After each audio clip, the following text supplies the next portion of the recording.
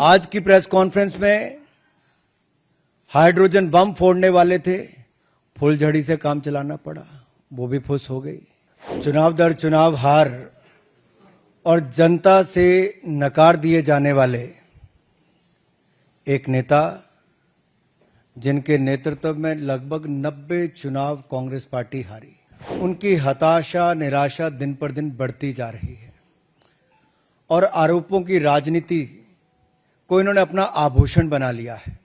चुनाव दर चुनाव हार और जनता से नकार दिए जाने वाले एक नेता, जिनके नेतृत्व में लगभग 90 चुनाव कांग्रेस पार्टी हारी, उनकी हताशा निराशा दिन पर दिन बढ़ती जा रही है और आरोपों की राजनीति को इन्होंने अपना आभूषण बना लिया है।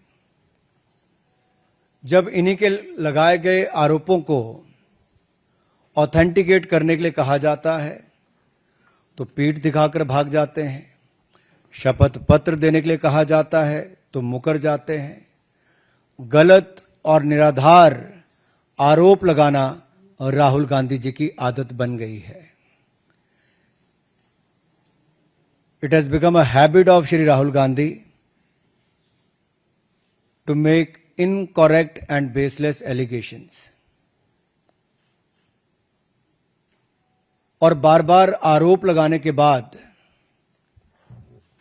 माफी मांगने का काम और कोर्ट से फटकार खाने का काम राहुल गांधी जी का हो गया है। आप देखिए, राफेल हो, चौकीदार चोर हो, या फिर सावरकर जी या आरएसएस की बात, या फिर पेगासस के मामले, इन सब पे इनको फटकार ही लगी है। कई बार कोर्ट में माफी मांगनी पड़ी। तो कीचड़ उछालो और भाग जाओ हिट एंड रन के मामले राहुल गांधी जी के कई हैं। आज की प्रेस कॉन्फ्रेंस में हाइड्रोजन बम फोड़ने वाले थे, फुलझड़ी से काम चलाना पड़ा, वो भी फुस हो गई। क्या हो गया? इलेक्शन कमीशन ने बड़ा स्पष्ट कहा है कि no deletion of any vote can be done online by any member of public। Online किसी भी वोट को नहीं काटा जा सकता और no deletion can take place without giving an opportunity of being heard to the affected person। तो बगैर किसी की बात सुने उसका वोट नहीं काटते, उस पर निर्णय नहीं करते। 2023 में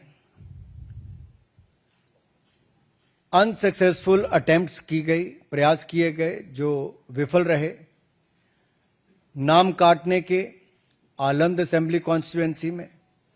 और ये इलेक्शन कमीशन ने एफआईआर फाइल करने के लिए ही कहा था इस पर, और मैटर इन्वेस्टिगेट करने के लिए भी इलेक्शन कमीशन ऑफ इंडिया ने ही कहा था। इलेक्शन कमीशन ने मोबाइल नंबर पहले ही उपलब्ध करवा दिए हैं, आईपी एड्रेस अगर दे दिए हैं, अगर मोबाइल नंबर दे दिए, आईपी एड्रेस दे दिए, तो कांग्रेस शासित राज्य की कर्नाटक की सीआईडी ने अब तक क्या किया? और मैं एक ध्यान आपके माध्यम से देश की जनता को बताना चाहता हूं। रिकॉर्ड्स के अनुसार आलंद विधानसभा क्षेत्र ये कांग्रेस के ही कैंडिडेट ने जीती थी 2023 में 10,348 मतों से। तो क्या श्रीमान राहुल गांधी जी, कांग्रेस ने वोट चोरी करके सीट जीती थी? एक बात आज जो राहुल जी ने बातों में मान ली और अपने जवाब में कहा, वो कहते कहते हाइड्रोजन बम एक तरह से फोड़ गए अपने ऊपर ही। वो कहते मैं लोकतंत्र बचाने नहीं आया, राहुल जी कहते हैं। लोकतंत्र को बर्बाद करने की तैयारी है क्या? गलत निराधार आरोप बार बार संवैधानिक संस्थाओं पर लगाना, गलत निराधार आरोप बार बार इलेक्शन कमीशन ऑफ इंडिया पर लगाना, कभी ईवीएम पर प्रश्न चिन्ह खड़े करने, कभी वीवीपैट पर करना, कभी चुनावों के नतीजों पर करना, और कभी टूल किट के सहारे भारत के लोकतंत्र पर, संवैधानिक संस्थाओं पर प्रश्न चिन्ह खड़ा करना, क्या ये आदत सी बन गई है? क्या चाहती है कांग्रेस पार्टी?